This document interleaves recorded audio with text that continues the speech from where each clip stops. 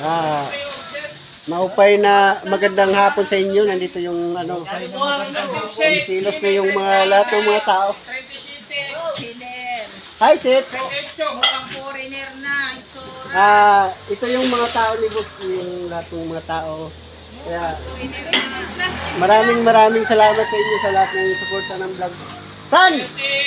Ikarga mo na yan para ma-deliver na yan. Lahat. Nawa na namin to.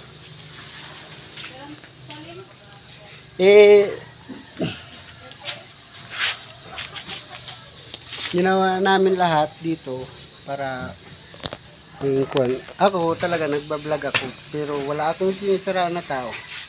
Ako isa rin mekaniko, lahat ginawa ko.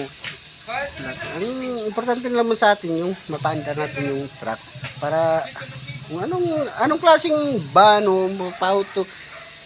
Kaya tignan nyo sa ano ko sa YouTube ko sa Neil Mekaniko, tignan nyo, mapabakho man dyan kahit anong sasakyan, mapaandar natin yan. Pero wala tayong sisira na tao. Nagpapasalamat lang ako sa lahat sa inyo na lahat ng suporta. Minsan may backjob din tayo pero babalikan natin yan. Yung backjob natin, kailangan natin balikan. Kasi hindi naman lahat tayo. Yung kalabaw nga, pag umaapak na yung apak nila ay apat ng ano yan. Kaya dami-daming iniisip natin kung saan ako tatapon ng amo ko. Tapos may tumatawag pa ganito, kailan ka pupunta dito sa amin.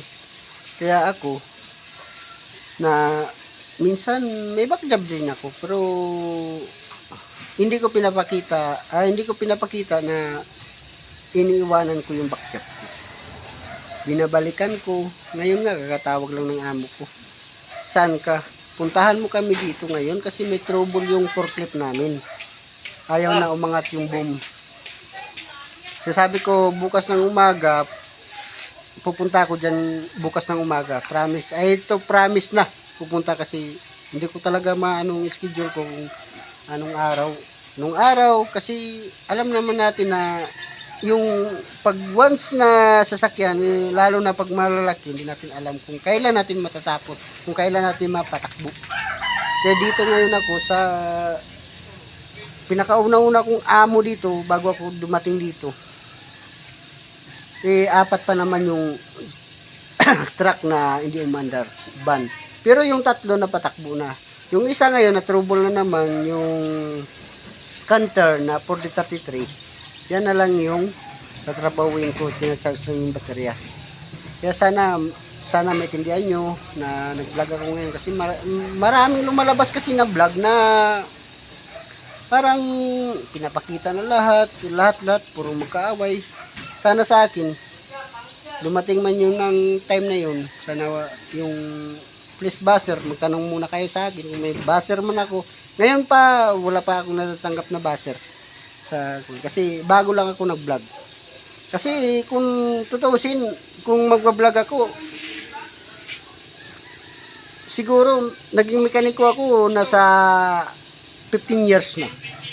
Hindi ko binabalag yan. Kasi alam mo naman, ang ginagawa ko talaga yung totoo. Hindi ko binabalag kung ano yung mga timing o ano yun. No comment ako dyan. Saka nagpapasalamat ako sa nagbablog niyan na lahat ng pinakita nila na detail kung anong sira o ano. Kasi ako talaga, transparent lang ako. Saka maraming salamat sa lahat ng nagsusuporta sa vlog ko. Hanggang ngayon, wala pa naman akong buzzer. Thank you. Sana masuportahan yung vlog ko.